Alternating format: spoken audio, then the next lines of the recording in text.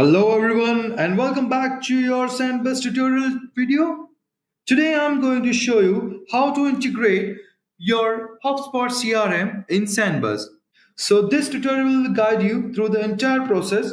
So without doing any further, let's get started. So on a dashboard of Sandbus, you have to go to the settings. Then you have to look for integration.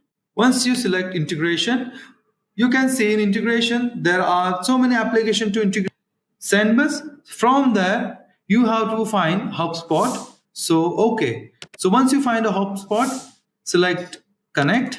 There you can see there will be an authentication window from the HubSpot to integrate with Sendbus. So for that, you have to choose your account and select on choose account.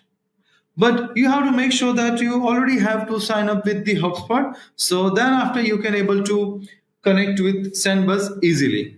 So after that, you have to check this box to connect app. Select on connect app and that's it. You have successfully integrated your HubSpot with Sendbus.